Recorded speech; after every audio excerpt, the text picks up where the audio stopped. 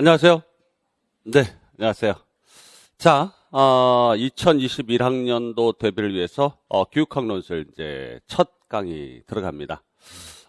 일단은 올해도 작년과 매한 가지 자료는 교육학 교재를 우리가 교육학 논술 패러다임 씁니다. 올해 개정됐고요. 그런데 이제 강의 이 내용은 작년이랑 그렇게 다르지 않을 거다. 왜 그러냐면 우리가 중요하게 보는 어떤 이론은 그대로 출제가 되기 때문에 매년 그 안에 있다. 근데 단지 이제 이론은 사실상 바뀌지 않지만 이론을 설명하는 틀은 좀 바뀌어요. 그렇기 때문에 좀 더 맥락이 좀 더 여러분들의 현실에 맞게끔 이제 저번 달에 이제 합격자 발표 나오고 아직은 이제 재수생들은 많이 안 나오셨을 거라고 보는데 여러분들은 어떨까 모르겠어요. 이 교육학 과정은 교육학 이론을 갖다가 딱 적중시키기 위해서 하는 과정이니까 여러분들이 이 공부를 저는 이제 이론 강의 하면서 그 다음에 여러분들이 그 교육학에 대한 이론을 암기보다는 이해 쪽으로 가도록 하기로 하고 그 다음에 작성도 좀 한두 번 시킬 거예요. 아시겠죠? 그분은 이제 개별적으로 첨삭도 좀 해주면서 나갈 겁니다. 그러기 위해서 이제 교육학 인트로를 설명회랑 비슷하게 따로 또 이렇게 만들어 놨어요. 초격차. 이 초격차가 뭐냐? 라고 한다면 저기 그림에서 보이듯이, 월등히 앞선 존재죠. 그러니까 우리가 이 초격차를 만든다는 얘기는 격차를, 우리가 기존에 알던 격차에 비해서 좀 더 초월했다. 아니면 엄청난 격차다. 이렇게 보시면 돼요. 그래서 항상 후발주자가 따라온다? 그러면, 선발주자로서 뭐예요? 그 격차를 계속 높이기 위해서 연구하고 개발하고 그래서 이 넘사벽을 만드는 거다. 누구나 넘을 수 없는 그런 이 벽을 만드는 거다 이렇게 보시면 됩니다. 왜냐하면 이 시험이 경쟁 시험이기 때문에 누가 교육학 이론을 선점하는가가 제일 중요해요. 근데 사실상은 교육학 이론은 공개되어 있습니다. 공개되어 있어요. 근데 이 사실상 교육학으로 가는 통로가 있어요. 통로가 뭐냐면 이 정교화 기법들이죠. 그리고 그 내용을 좀 더 정밀하게 계속 보면서 여러분들이 실전 문제에 맞도록 이렇게 쭉 나아가는 게 초격차예요. 그래서 시험 때 딱 됐을 때 뭔다. 시험 문제를 딱 봤을 때 이거 내가 풀었던 문제 이렇게 돼야 됩니다. 근데 시험 때 봤는데 이게 강의에서 나온 어떤 이론을 물어보는지 모르고 초점도 못 맞춰졌다. 그러면 이제 그건 실패한 거죠. 그래서 그거는 여러분들 알다시피 이 초격차라는 건 이제 삼성전자가 보통 가지고 있는 거죠. 그래서 왜냐하면 기술력 우위라는 거죠. 근데 기술력 우위는 우리 교육학으로 치면 이제 사고력 우위입니다. 사고력 우위. 그래서 어떤 이론에 대한 생각들을 어떻게 현실에 맞게끔 좀 더 최적화하느냐가 여러분들의 초격차 전략이에요. 그렇기 때문에 기본 이론 과정 때는 이제 핵심 키를 제대로 쭉 훑어봐야 됩니다. 그리고 그 중에서 이제 골라내야죠. 골라내야 돼. 그러기 위해서는 이제 뭐 해야 되냐? 별이를 알고 별이나. 이렇게 별이가 두 번 쓰였는데 둘 다 다른 의미예요. 저게 그런데 순우리말이기도 하고요. 그래서 우리가 별이라는 거는 뭐예요? 금을 쫙 던질 때 당기는 부분은 일정하죠. 작은 부위. 그러니까 우리가 어부가 사실상은 사실 그물을 아무리 넓게 펼쳐도 당길 수 없다면 아무 소용이 없는 거죠. 그래서 그 당기는 부분이에요. 그래서 맥락 핵심이 바로 별이 라고 그래요. 별이. 그렇죠. 그러면 이론마다 별이줄 있죠. 그리고 그 별이줄을 한 군데로 모아서 당겨야 되거든요. 저걸 찾는 게 이 기본 과정에서 해야 될 일입니다. 그래서 기본 과정은 그물을 좀 넓게 폈어요. 그래서 이걸 별이줄로 쭉 하나씩 이어가는 과정입니다. 그런 다음에 뭐 해야 돼요? 바로 이제 우리가 당금질 또는 단조 두들겨야죠. 그래서 어떤 걸 순도 있는 철을 가지고 그걸 갖다 불에 이제 달구는 거죠. 이거를. 근데 이 작업이 좀 어려워요. 어렵다 보니까 교육학 포기자들이 많아요. 우리가 그런 사람이 좀 많습니다. 왜냐하면 특히 자연과학이라든가 예체능 전공자들이 특히 교육학에 대한 걸 좀 어렵게 생각해요. 이것 때문에. 근데 우리가 또 보시면 이제 이걸 깊이 있게 파이되는 거죠. 우리가 두드린다라는 건 좀 더 깊게 파이죠. 근데 이제 되게 얕게 파요. 얕게 파. 즉 암기하고 이런 거는 얕게 파는 거예요. 이걸 이해하고 이 각도에서 생각해 보면 어떨까라는 거죠. 그걸 깊이 있게 생각했을 때 답이 보이거든요. 우리가 하나 예를 들면 이제 우리가 교육 과정에서 less is more라고 그러죠. 이게 더 많은 걸 가지고 하는 게 아니라 더 적은 걸 가지고 하는 거예요. 더 적은 걸 가지고. 이거 어떤 사람은 이제 심플리케이션 또는 어떤 사람은 오컴의 면도날 이렇게 표현했던 맥락이에요. 지식의 구조도 이 안에 들어가 있어요. 좀 적은 걸 가지고 할 수 있는데 많은 걸 가지고 하려고 그러는 것은 굉장히 우리가 가성비가 없는 일이기도 하죠. 그걸 이제 만들어낸 게 우리 인류월 과정이에요. 그리고 이게 영역별 별의를 좀 하면은 뭐예요? 우리가 제일 많이 출제되는 거는 교육 행정 파트입니다. 그렇지만 우리가 이 행정 파트는 사실상은 다른 이론과 연관성이 그렇게 많지는 않아요. 심리학이라든가 일부 철학 이쪽 연관성이 좀 있어요. 이 부분이. 그리고 대부분 내용은 이제 이 교육 철학부터 시작해서 교육 과정, 평가, 그 다음에 심리, 교수학습 이런 관점이죠. 그래서 핵심 영역은 출제는 5개 영역이 주도하지만 사실상은 우리가 이해는 철학, 과정, 심리 이게 사실상은 뭐예요? 가장 기반적 학문입니다. 그걸 해야지 이걸 할 수가 있어요. 이 부분에서. 자, 그래서 우리가 가령 이제 공부에 대한 걸 깊이 있는 사고를 위해서 한번 비유를 한번 들어봅시다. 자, 예를 들면 공부는 물과 불 같다. 이게 무슨 소리일까? 물 같고 불 같다. 자, 이걸 여러분 상상을 해보세요. 공부는 물 같다는 소리 또는 공부는 불 같다는 소리. 이건 선생님 아무 생각 없이 그냥 만든 거예요. 지어내려고. 아시겠죠? 지어내려고 만든 거예요, 지금. 자, 공부는 물 같다. 그럼 공부를 어떻게 하게 될까요? 물 같다면. 흘러간다. 어떻게 흘러가? 넓게 바다로. 공부는 점점 넓어져야 된다는 얘기일까? 자연스럽게 흘러가서 넓어진다는 걸까? 그렇죠? 뭐 그런 비유도 가능하겠죠. 어떤 사람은 순리에 맞게끔 이렇게 하는 걸로 보이겠죠. 이게 물방울이 모여서 흐르죠. 물방 하나 가지고는 흘러가지 않습니다. 이게 근데 불 같은 교육은 뭘까? 불 같은 공부는 저건 뭘까요? 저거는 뭐 타올라?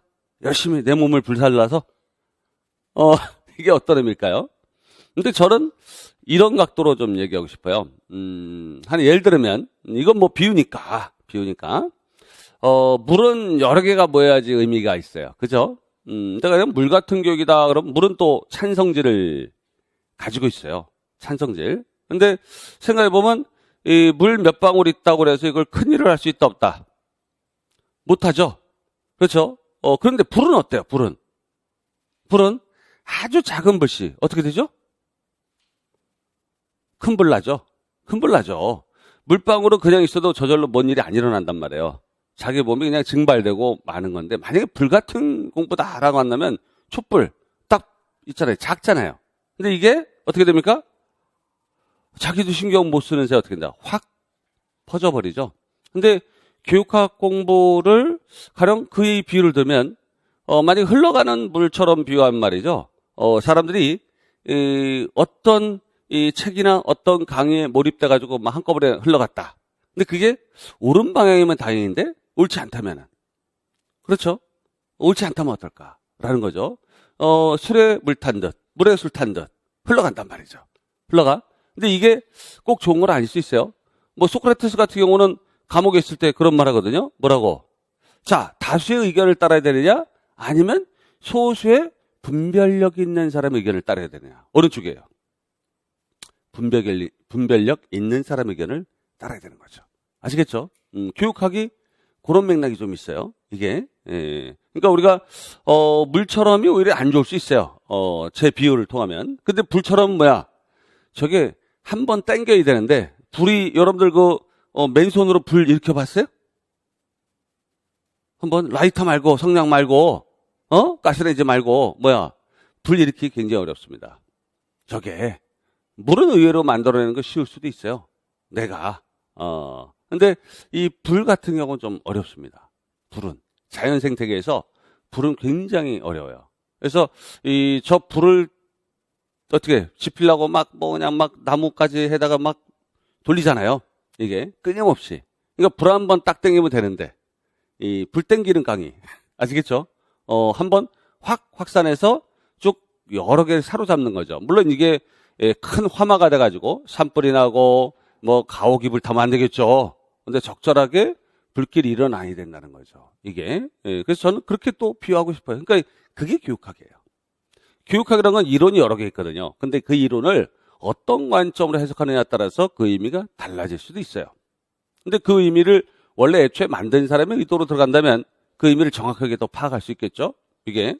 어쨌든 저는 올해 테마가 불 땡겨야 된다.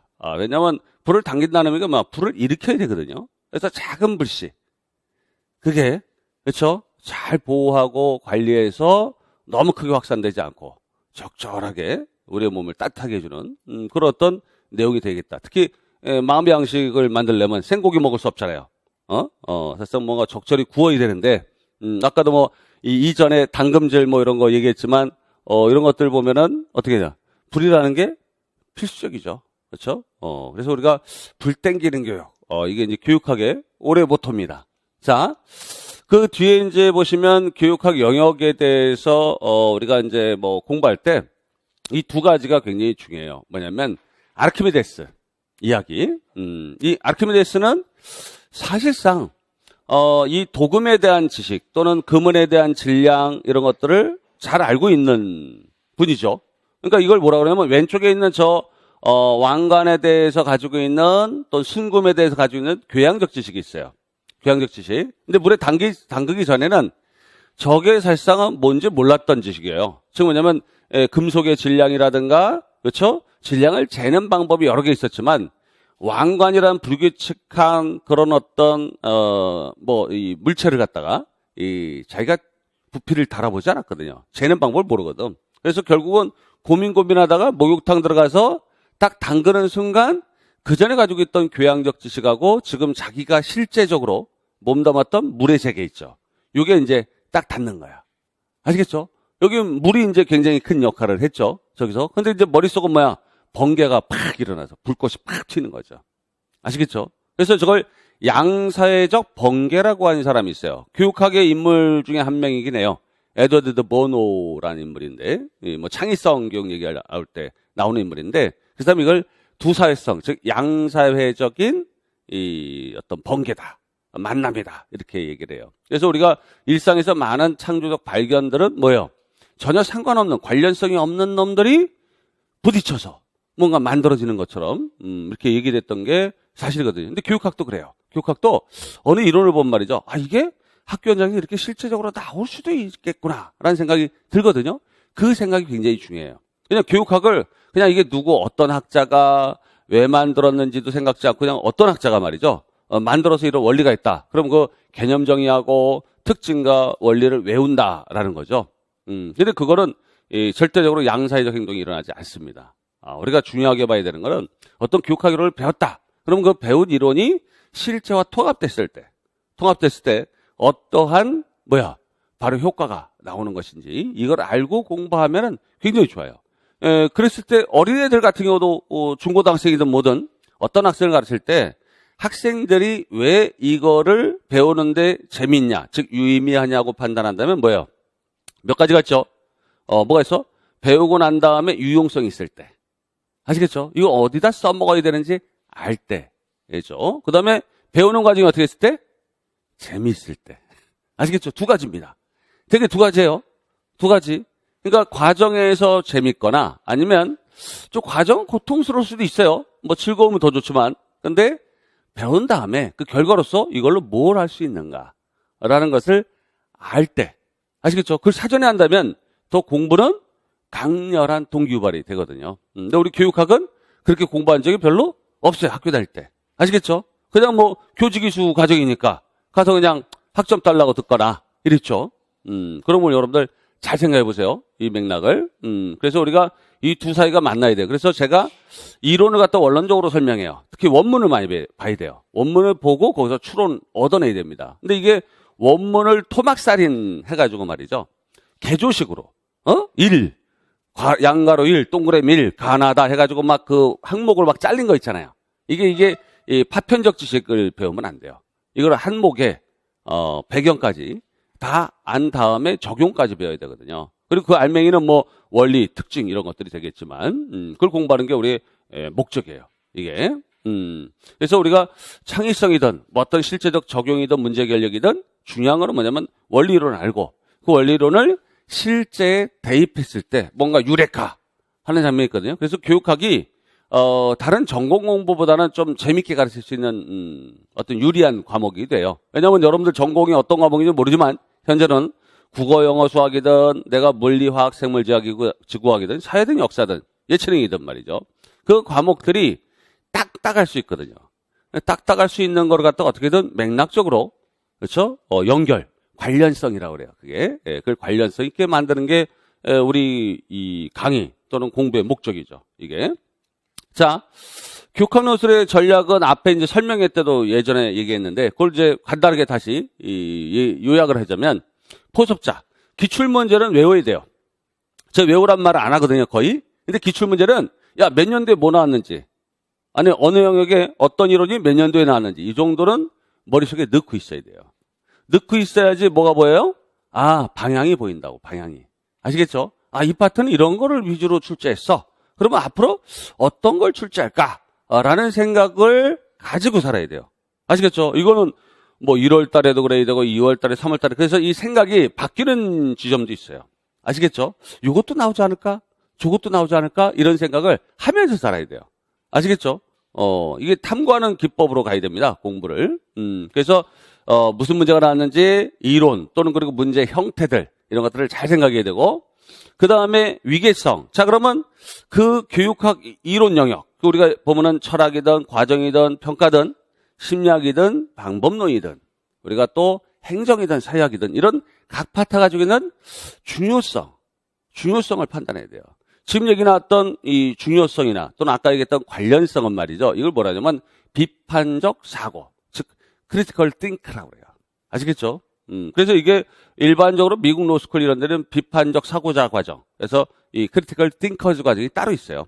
근데 우리가 그렇게 읽기를 안 하거든. 우리가 비판적 읽기를 해야 되거든. 비판적 읽기란 건 뭐 이리저리 둘러보고 이거를 적용도 해보고 이거를 적용했을 때 어떤 효과가 나타나는지 이런 것까지 다 둘러봐야 돼요. 그러기 위해서는 뭐 해야 되냐면 이론을 선정해야 돼요. 선정해야 됩니다. 이론을 선택하지 않고는 절대 이게 안 벌어져요. 어떤 걸 초점으로 딱 두고 그거로 연구를 해야 됩니다. 근데 여러분들 알다시피 1, 2월 달에 훑어보고 3, 4월에는 조금 깊이 조금 들어가다가 5, 6월 달에도 깊이 그다음에 문제풀이를 7, 8월, 9, 10월 달에 이렇게 할 거란 말이죠. 근데 그거는 통상적인 공부인데 그렇게 하면 안 돼요. 1, 2월 달에 이미 이론 배울 때 생각이라는 걸 하고 살아야 돼. 아시겠죠?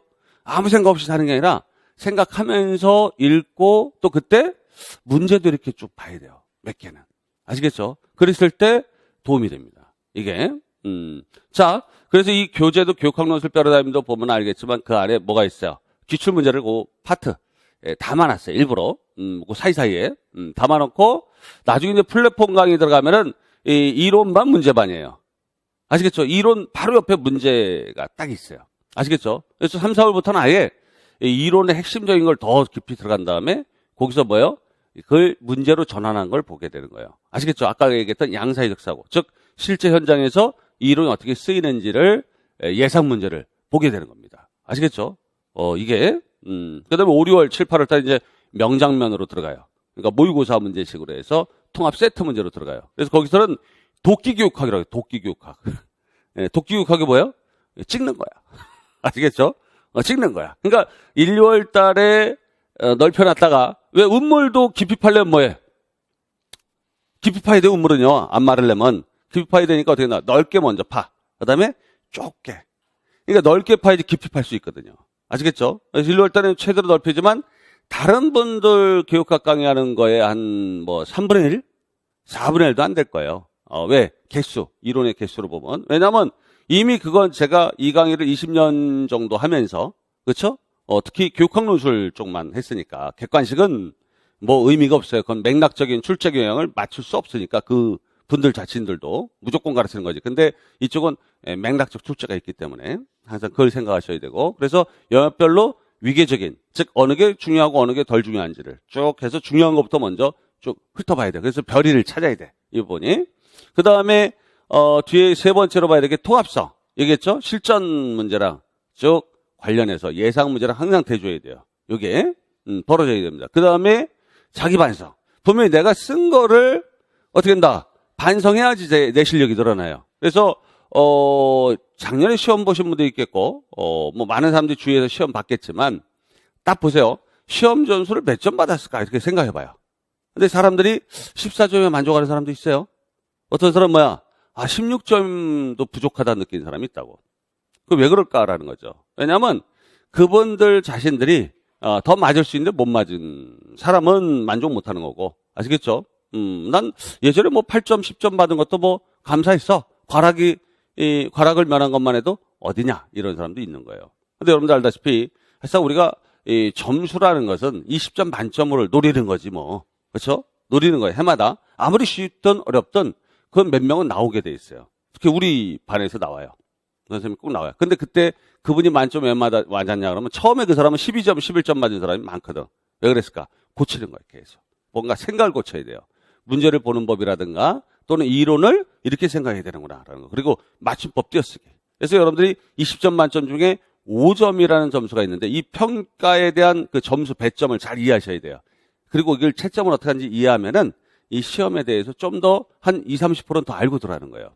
아시겠죠? 그래서 여러분들이 뒤에 나중에 이 교육 방법론 쪽에 켈러라는 사람이 나오는데 그 사람은 ARCS 얘기할 때 뭘 얘기했냐면 C에 자신감을 가지려면은 학습 필요 조건. 특히 목표가 무엇이고 이게 평가 기준이 무엇인지 알고 들어간 말이죠. 애들은 동기 유발이 된다는 거야. 근데 여러분들이 평가 기준도 모르고 뭐 나왔는지도 모르고 그럼 그냥 맨땅 헤딩. 그래서 강사가 굉장히 대단해 보이는 거죠.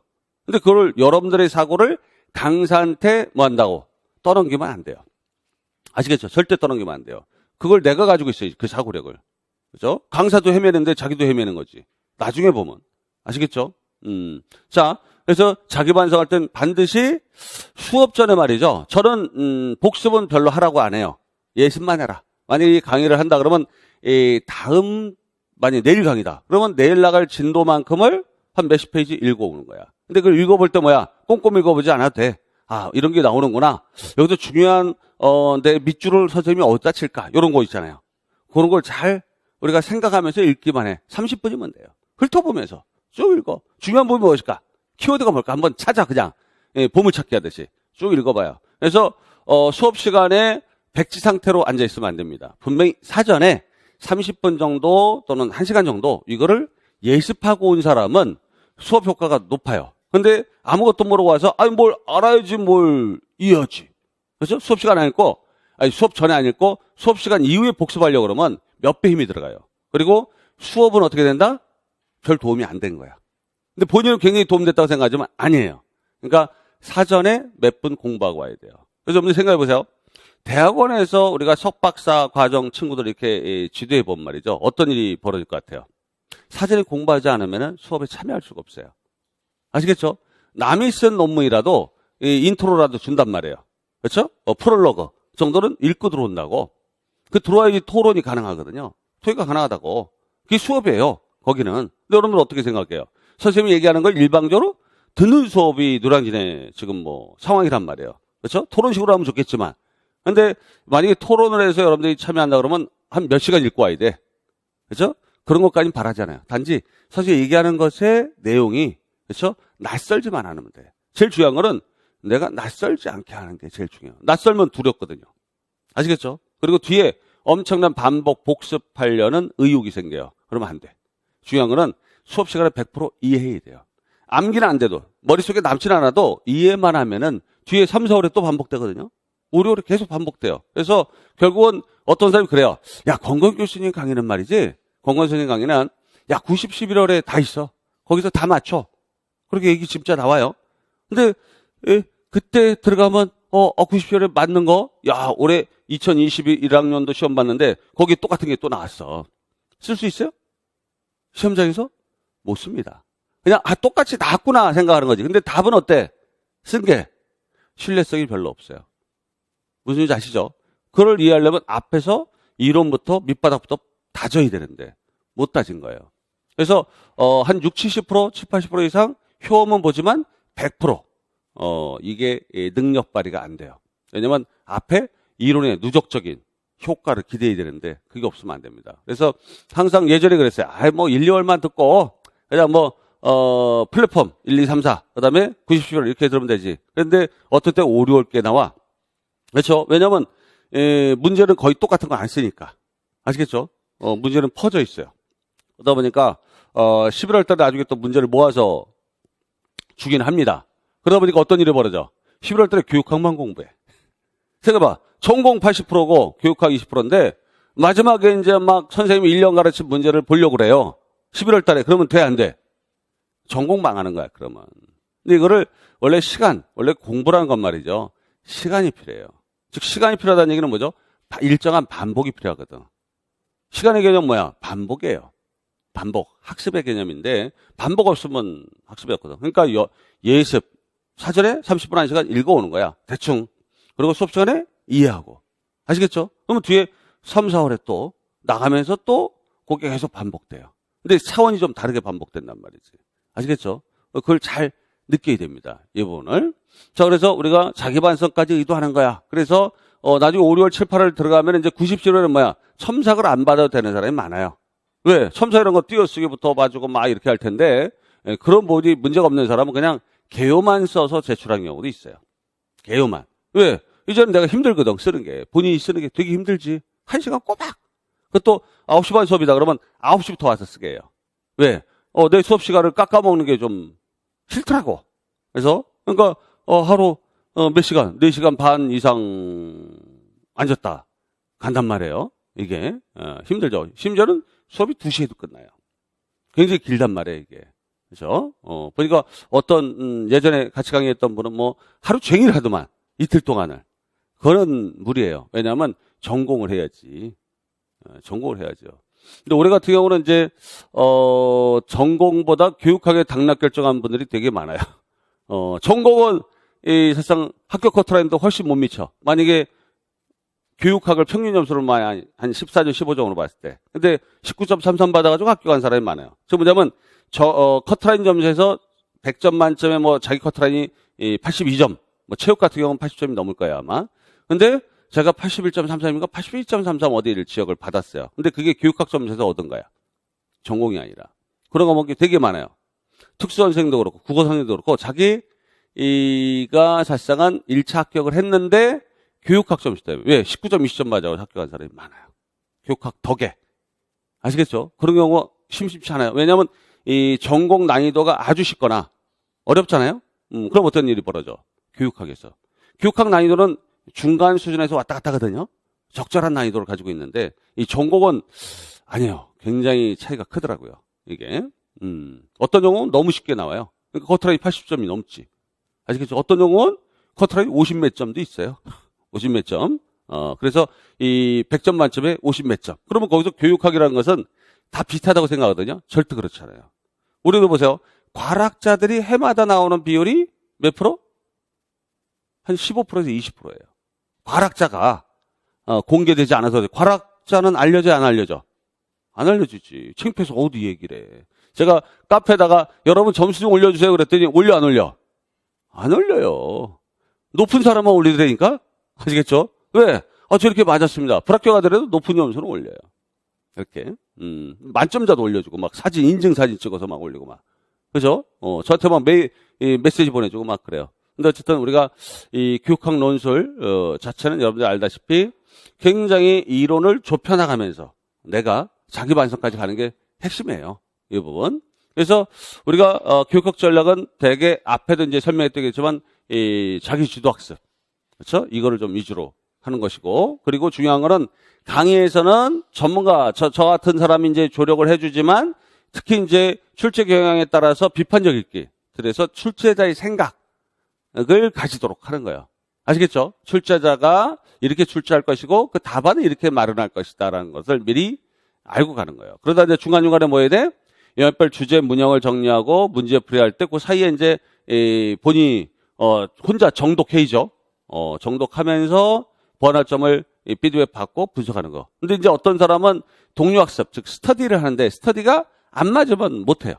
예전에 무조건 스터디 시켰거든요. 근데 막 스터디가 깨지고 막 난리가 나. 그렇죠? 왜 난리가 날까? 안 맞아.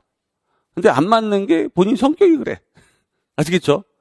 같이 하는 게 처음에는 무조건 해야 된다고 선배들이 얘기해서 했는데 안 맞아. 우리 혼자 하는 게 어떤 사람 점수 높이는데 유리한 사람. 어떤 사람은 귀가 너무 얇아가지고 스터디 하면 할수록 뭐야? 거기 빠져들어가지고 어떤 일이 벌어져? 나중엔 여러분들 왜 쓰레기 막 잡다한 거 주워다가 집에다 막 이렇게 모으는 분이 있죠. 나중에 구청에서 보니까 30톤이 되는 거야. 그 쓰레기가. 그렇게 공부하는 사람이 있어요. 뭔가 이론을 맨날 페이지 수집하듯이 막 하는 분이 있어요. 이거 어떤 강박이거든요.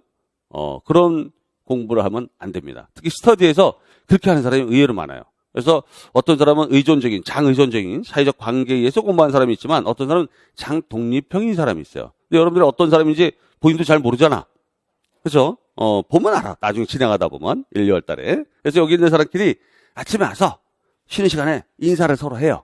그렇죠? 인사를 서로 해. 이런저런 얘기하다 보면 이제 트여요. 서로가. 트이는 거야. 첫째, 이런 방법이 있다라는 거. 그래서 1, 2월에 이제 초격차 핵심 키, 관점 알기 기본 과정이죠. 그 다음에 이제 플랫폼부터 해서 쭉 들어갑니다. 요게.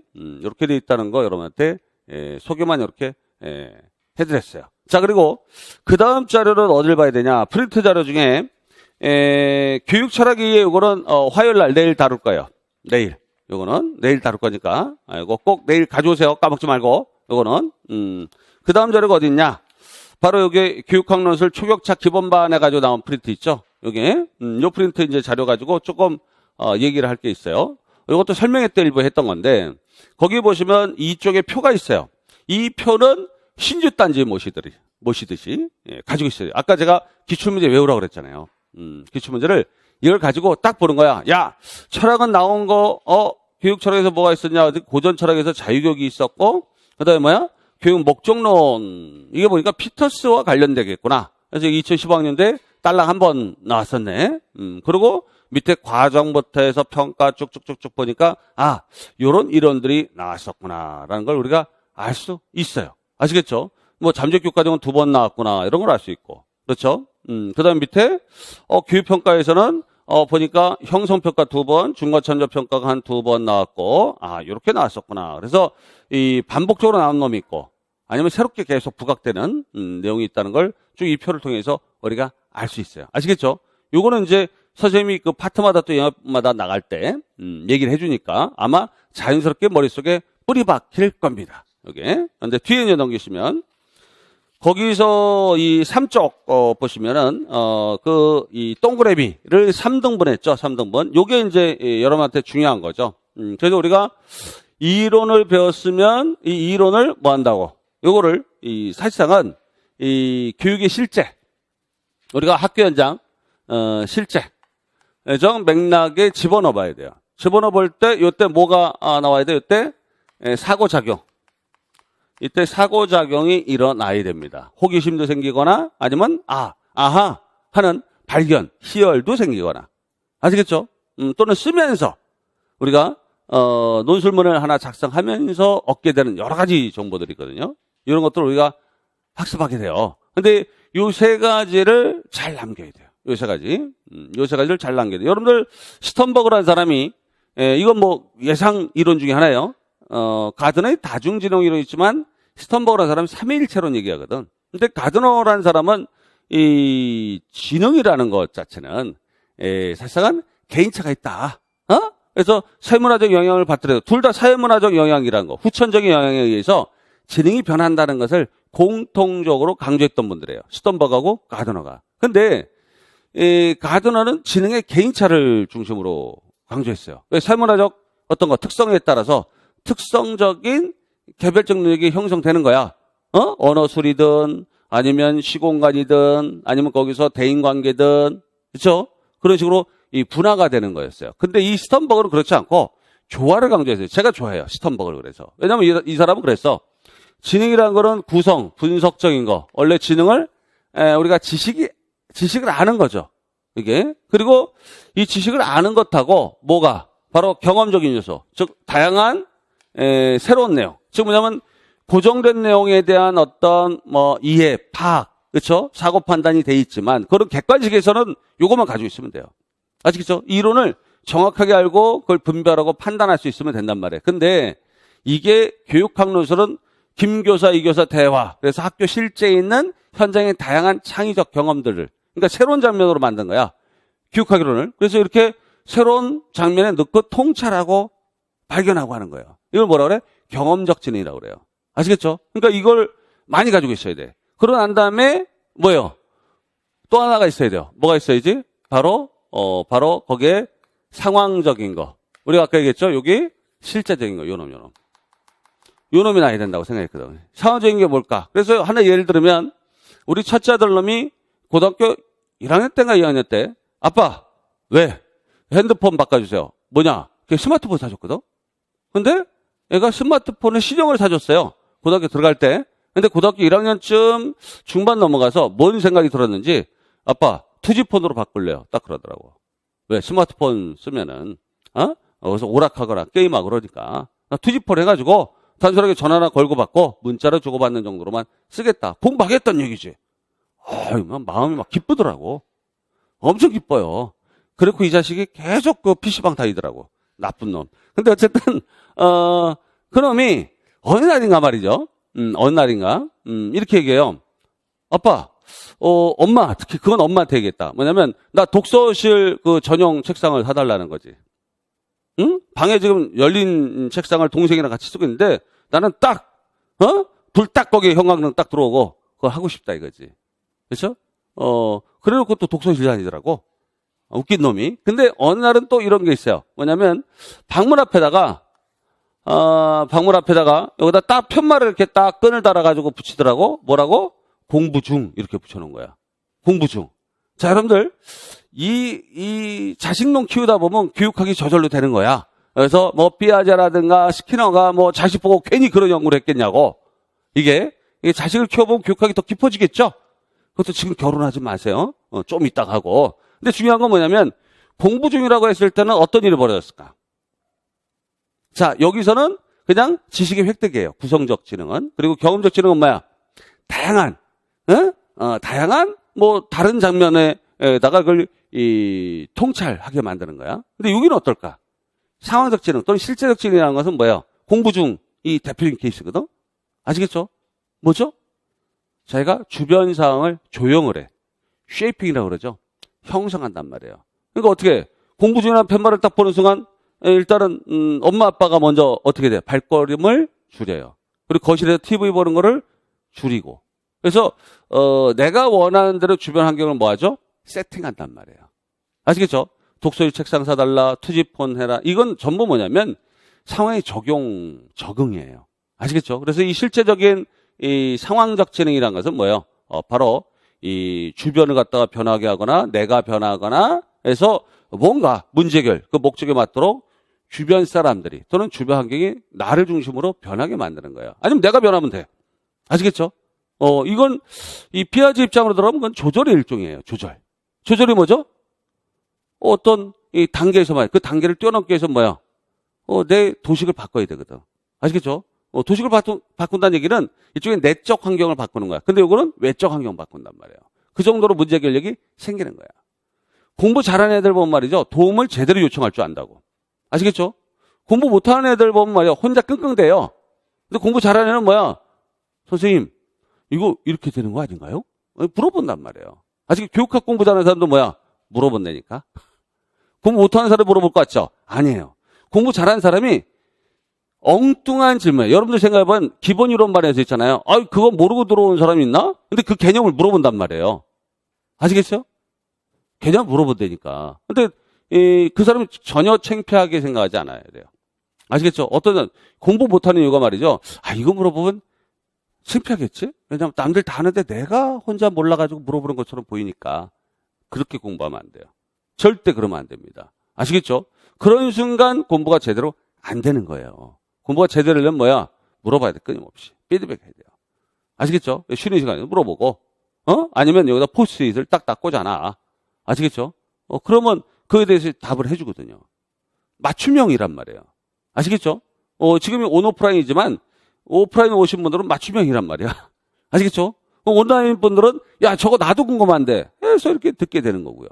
그런 부분이 굉장히 중요해요. 그래서 그 사람은 상황을 제대로 이용할 줄 알죠. 이 부분 사람을 이용하든지 자기 내적인 것을 이용하든지. 가드는 이걸 구분했죠. 뭐 대인관계지능이니 뭐요? 개인 내 성찰지능이니 이렇게 구분했지만 스턴버그는 보통 이렇게만 학생들이 배워요. 아시겠죠? 암기하고 주입받고 이렇게만. 교육학도 그렇게 공부했어요. 근데 이거를 다양한 우리가 뭐 이 다음에 나오겠지만 플랫폼 문제처럼 다양하게 새로운 장면에 넣어보기도 하고 그다음에 나중에 시험 60분 동안 딱 해가지고 그렇죠? 거기 가지고 있는 지식 자원 동원하고 그렇죠? 자기가 환경 제대로 조성을 해요. 쉐핑을 한다고. 이랬을 때 뭔가 형성된다. 그러니까 이 세 가지가 학교에 다 있어야 되거든. 그래서 우리가 요즘 거꾸로 교실이라든가 뭐 이런 것들이 다 이 맥락이에요. 스턴버그 맥락이라고. 이 사람은 지능의 개인차보단 지능의 조화를 중시해야 해요. 아시겠죠? 그래서 이걸 삼위일체라고 그래. 에? 우리가 뭐 기독교에서도 뭐 성부, 성자, 성령의 이름으로 뭐 어쩌고저쩌고 삼부, 성신 뭐 이렇게 얘기하는데 이런 것들 마찬가지예요. 그래서 이런 부분이 이 교육학 논술의 구조입니다. 그래서 보통 우리가 저는 봤을 때 여러분 공부할 때 교육학 이론, 원론, 그 다음에 그거를 실제 문제로 그때 그 작용에 사고작용이라는 게 있어야 돼 생각해요. 스턴버그는 좀 다르겠지. 스턴버그는 지식이라는 걸 변별하고 구분하고 배워야 돼요. 근데 그 지식을 새로운 장면에 넣어보기도 해야 되고 그리고 실제 그걸 가지고 뭔가 문제상을 진짜 풀어내야 된다고. 아시겠죠? 이렇게 있어야 돼요. 여기. 그래서 여기는 중요한 말이 지식 획득, 판단. 그리고 여기는 뭐예요? 통찰, 창의, 다양한 경험. 그리고 여기는 실제 적용, 그렇죠? 그다음에 뭐야? 바로 조형, 선택, 변화 이런 것을 여기 내용으로 해요. 그래서 거기까지 가야지 교육학이 제대로 된 거예요. 근데 보통 보면 3학기까지 이론만 주구장창 배우는 거야. 근데 똑같은 내용을 계속 배워. 아시겠죠? 이상하더라고. 똑같은 내용 전혀 똑같지 않거든요. 반복하지만 반복이 달라요. 사고 수준이 달라지지. 이게 다르지. 실제적인 맥락도 달라요. 이게 계속 섞인단 말이에요. 계속. 그래서 이게 처음에는 1, 2월 달에는 비중이 한 80 정도 내외로 가다가, 그렇죠? 이게 이제 3, 4월 달 되면 이게 한 60, 50으로 떨어진단 말이에요. 그리고 나머지 이게 차지하게 되거든. 아시겠죠? 결국은 90수를 가면 이게 거의 70 간단 말이에요. 70. 아시겠죠? 이렇게 간단 말이에요. 그러니까 여러분들이 그렇게 가야지 성공적이지. 갑자기 6월까지 글 하나도 안 쓰는 사람이 갑자기 7, 8월 문제풀이나 9월 달 모의고사 글 이제 쓴다고 막 딥다, 달겨드는 거야. 제대로 쓸 수 있어? 못 씁니다. 못 써요. 못 쓴다고. 그렇게 반짝 이렇게 잘 쓸 수 있는 게 아니란 말이에요. 아시겠죠? 이게. 왜냐면, 글쓰기와 이런 자기 반성은 이 의식을 재구조하거든요. 근데 사람들이 그걸 잘 모른다고. 이 글쓰기라는 건 의식을 재구조한단 말이에요. 읽고 쓰는 것은 재구조한다고. 근데 여러분들이 그 부분을 읽고 쓰지를 않았어. 아시겠죠? 남이 말을 갖다가 누가 그러더라 하는 걸 들었어요. 그렇죠? 그리고 생각은 안 해봤다고. 외울지. 그리고 쓰는 거는 나중에 7, 8이나 9, 10월 달에 그쪽으로 옮기는 거예요. 근데 그게 되냐? 안 돼요. 처음에 세트로 같이 움직이는 것도. 비중이 좀씩 늘어나는 거예요. 조금씩. 여러분 그렇게 봐야 돼요. 자, 일단 거기 이제 다른 건 다 제쳐두고 뒤에 보시면 페이지 9, 10 요쪽 요 내용을 제가 중요하게 보라는 거예요. 왜냐하면 이게 철학부터 해서 교육과정, 평가, 심리학 이렇게 해서 쭉 몇 개 파트. 그 8개 출제 파트. 출제 영역이 8개. 지금 현재까지 10번이나 교육학 논술 시험 봤는데 이 8개 영역 안에서 나왔지 다른 데서 한 번도 안 나왔어요. 아시겠죠? 무슨 뭐 교육 통계니 연구니 뭐 서양교육사 뭐 자유교육이 뭐 서양교육이라면 할 말 없지만 철학이거든 사실상은 이게 그런 측면은 나오지 않았어요. 그런 거는 시간 낭비라고. 아시겠죠? 그런 거를 버리고 그래서 이 근접성과 확산성이라는 두 가지 움직임을 가져야 돼요. 기출문제를 왼쪽에 딱 놓고 요게 시험의 전부입니다. 이게 시험의 전부예요. 아시겠죠? 이게 우리가 1, 2월 달에 주요하게 다뤄야 될 내용들이에요. 이 부분이. 그 다음에 뒤에 또 넘겨보세요. 뒤에 또 넘기시면 뭐가 있을까? 자, 뒤에 또 넘기시면은 페이지 11쪽에 보시면 11쪽에 밑에 박스가 나와요. 이 박스가 뭐냐면 문항 지시어별 사고형 파가자라고 이 테마는 되어 있는데 이게 뭐야? 이게 비판적 사고예요. 그래서 사고평가의 기준이라고 해가지고 그 안에 9개의 지표가 나와요. 여러분들이 교육학 공부할 때 이거는 절체절명. 이건 모든 인생에 뭐 다 통용되는 거예요. 자, 제일 처음에 뭐가 중요한지 알아야 돼요. 중요성부터 인식해야 돼요. 자, 중요성은 나중에 이 동기 이론이나 이런데 뭐 켈러 이론 들어가면 나오겠지만 중요성은 기대 이론, 동기 이론의 핵심적 가치예요. 핵심적 가치라고. 중요한지 아닌지 아시겠죠? 교육학은 중요하겠어 안 중요하겠어? 20%만큼 중요하지. 그렇잖아요. 그다음에 뭐야? 내 전공 80%만큼 중요하지. 그게 중요성이에요. 아시겠죠? 근데 교육하고 전공 말고 뭐 어떤 사람이 뭐 교회 가서 기도해야 된다. 그게 30%다. 말도 안 되는 소리지. 시험은 100% 내가 다 알고 있는데. 아시겠죠? 그럼 부차적인 거지. 아니면 그래도 친구들이랑 놀아야 된다. 그러면 하루에 10시간 공부하는 것 중에 내가 개인 시간 있는 것 중에 3시간은 친구랑 노는 시간 만들고 뭐. 이건 아니잖아. 그건 중요한 게 아니잖아. 그걸 뭐라 그래요? 목적성이라고 그래요. 목적은 방향성. 그렇죠? 그리고 자기 행동의 어떤 반성을 유발하거든요. 내가 공부해야 되는데 극장 가서 놀고 있고 술집에서 술 먹고 있다는 거지. 그건 어떻게? 자기 행동을 갖다 통제한단 말이지. 아시겠죠? 이 중요성이 공부의 전체 방향과 그렇죠? 또 과정을 통제하게 돼 있어요. 그렇죠? 이건 어긋난 거야 라고 얘기하는 거는 이 중요성 인식 때문에 그래요. 아시겠죠? 내가 뭘 중요한지 알아야 돼. 내 아버지로서 또는 가치 있는 사람으로서 여러분들은 뭐 딸로서 아들로서 동료로서 이런 것들의 중요성이 각자가 달라요. 근데 교육학이라는 안에 들어가면 똑같은 관심. 어느 영역이 중요하고 그 영역에서 또 어떤 이론이 중요하고 어떤 원리가 중요한지 이런 것들을 중요성이 제일 중요해요. 그래서 우리가 우스갯소리로 뭐가 중요한디? 라고 옛날부터 누군가 얘기하더라고. 뭐가 중요한데? 이걸 알고 들어야지. 근데 강사도 헤매. 그냥 책에 있는 순서대로 막 나가는 거야. 이건 좋은 공부 아니에요. 아시겠죠? 중요성부터 먼저 나가는 게 핵심이에요. 물론 1, 2월 달은 순서별로 나갈 수밖에 없지만 나중 되면 중요성에 따라서 파트별로 골라야 됩니다. 아시겠죠? 그 다음에 거기 보시면 뭐가 있어? 논리 정밀성인데 이거 나중 얘기고 중요한 건 뭐야? 거기에 정확성이라는 게 있어요. 자, 중요한 이론 알았어. 그러면 제일 그 다음에 중요한 게 뭐야? 정확하게 알아야 돼요. 정확성. 정통하게 알아야 된다고. 정확하게. 그래서 원문을 많이 배워야 돼요. 지금 여러분들 교육학 책에 출처가 있어 없어? 없죠? 근데 거기에 보면은 다른 사람 교육학 책을 베끼다 보니까 출처를 못 따는 거야. 출처를 달 수 있는 건 그 원문을 봐야지 출처를 달 수 있어요. 그 원문을 보고 어떤 사람이 논문을 쓴 것들. 논문 쓸 때 배경지식 꼭 쓰거든요? 아시겠죠? 이거는 출처가 명확해야 돼.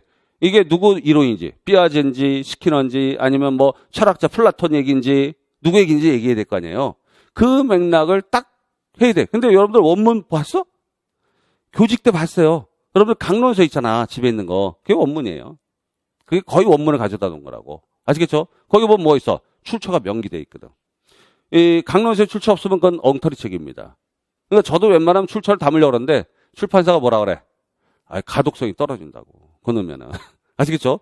누구의 논문, 몇 년도에 몇 쪽에 있다, 이런 거 막 작으면 뭐 주석 달고 그러잖아요. 짜증난다고. 그래서 저도 웬만한 건 뺐어요. 아시겠죠? 뒤에다만 실은 경우가 많고. 어쨌든 정확성. 이게 원문을 많이 봐야 돼. 그 다음에 중요한 게 뭐야? 아까 얘기했죠? 관련성. 실적 관련시켜보고 다른 이론과 대조도 해보고. 그래야지 이해가 넓어져요. 그리고 재밌어. 이게 관련성이 제일 재밌어요. 제일 재밌다고. 그 다음에 뭐야? 심오성 또는 심층성. 이거를 완성한 다음에 이제 뭐가 나오는 거야? 정밀성 나와요. 논리성, 정교성 이런 것이 나오게 돼 있어요. 아시겠죠? 이걸 안 다음부터 이제 이걸 전제한 다음에 이제 뭐 나오는 거야? 바로 정밀하다, 정교하다 뭐 이런 말이 이제 나올 수가 있어요. 아시겠죠? 이게. 근데 보면 어떤 사람이 야, 이거 아닌 것 같은데 부정확한 정보 가지고 의견을 교류하는 경우가 진짜 많아요. 왜냐면 이 한 이론에 학자들이 여러 명 달라붙은 이론이 많거든요. 가령 뭐 재작년에 나왔던 변형적 조성 같은 경우는 번즈, 바스로 구분하거든요. 번즈라는 사람이 변형적 조성을 처음 만들고 바스가 정립했다고. 근데 바스를 냈단 말이에요. 근데 번즈로 쓰면 안 돼. 아시겠죠? 이게 있어요. 뭐 가령 저쪽 무슨 뭐 공정성이로 행정에 들어가면 막 동기론이 있거든. 거기도 마찬가지예요. 아담스라는 사람도 있고 이 사람이 있고 저 사람이 있고 막 그래. 아시겠죠? 근데 교육학 책에 여러분들 학원 책에는 구분이 없어 그게. 그러니까 잘못하면 틀릴 수가 있는 거예요. 왜 우리 교육학 책은 사람을 꼭 전제하는 경우가 많거든. 그래 안 그래? 전제한단 말이에요. 사람. 이게 에릭슨, 반도라 이렇게 전제한다고. 타일러 전제하는데 그 사람이 아닌 거 가져와. 근데 그 영역에는 있는 이론이야. 그래서 썼는데 자기가 틀리지도 몰라. 이거 타일러 거 맞잖아. 이런 식으로 얘기한단 말이에요. 아니거든. 타일러가 얘기했고 다른 사람이 또 얘기한 게 있어요. 그걸 구분해야 돼. 교육학 책이 그게 문제예요. 책은 두 권으로 굉장히 두꺼운데 그렇게 엉터리들이 많아요. 그러니까 여러분들 그 조심해야 돼요. 그래서 나중에 요 네 가지로 움직이는 거예요. 지금 우리 공부는. 그리고 거기 보면 배점 하려고 12쪽에다 넣어놨어요. 2020학년도 기출 배점이 있잖아요.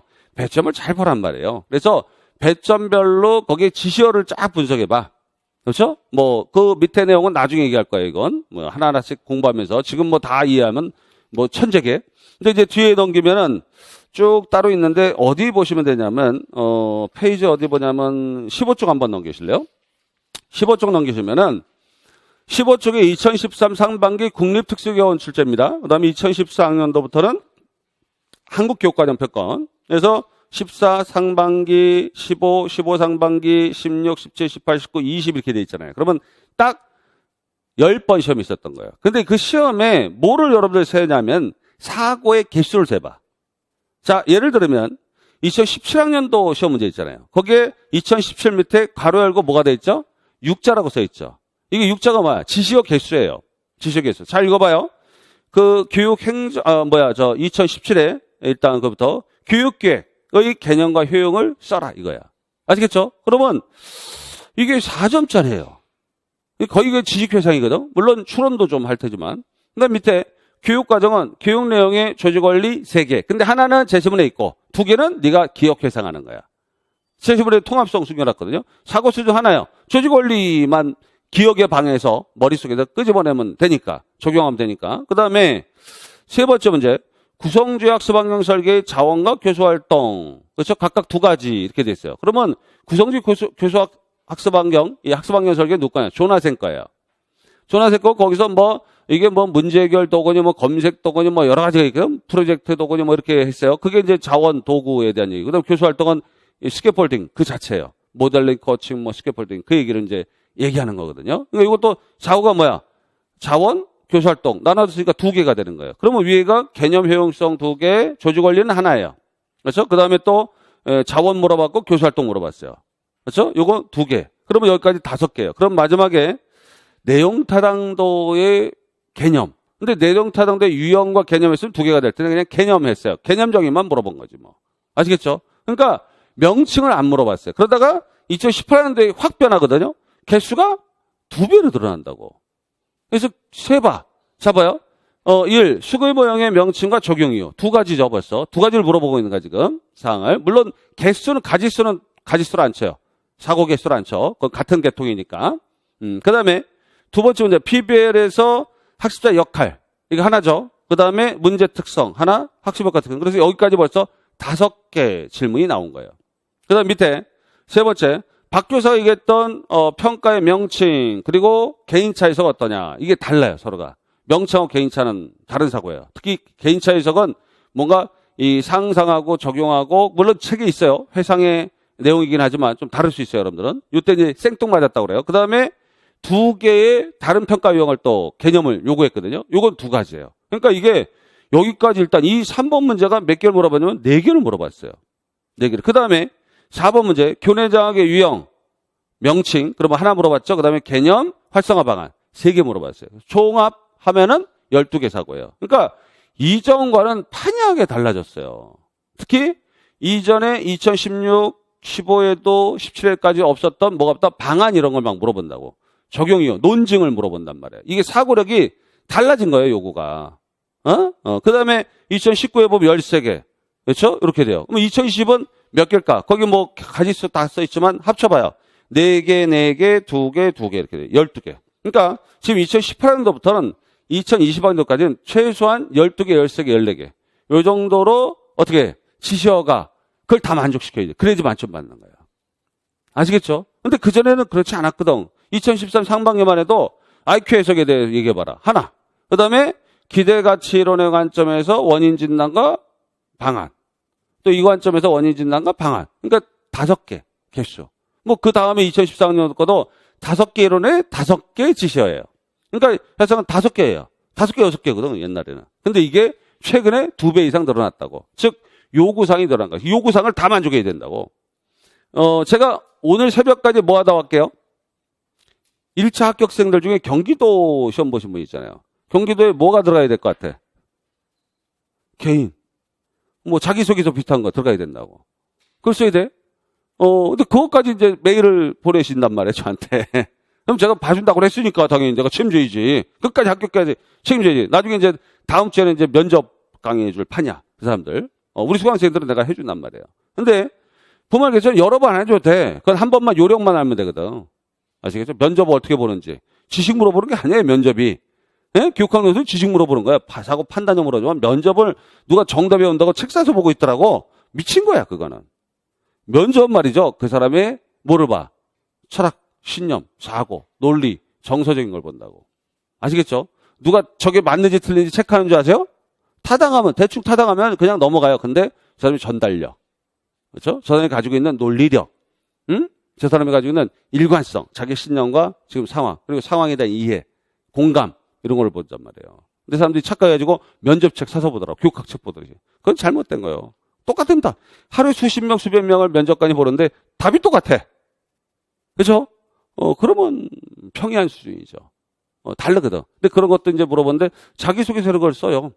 개인별로 다르거든. 그렇죠? 갑자기 농어촌의 발령나면 어떨 거냐? 뭐 이렇게 물어본다고. 자기가 살았던 환경과 관련해 봤을 때, 뭐 이렇게 어떻게 정할 것이냐 이런 거 물어봤어. 근데 자기 환경 얘기를 잘 안 해. 내가 도시에 살았다. 농어촌 간다. 뭐 이렇게 해가지고 메커니즘 있게 만들어야 되거든. 그렇죠? 난 이 발령 받으면 안 좋다고 생각한다. 왜냐면 교사라는 문제는 뭐야?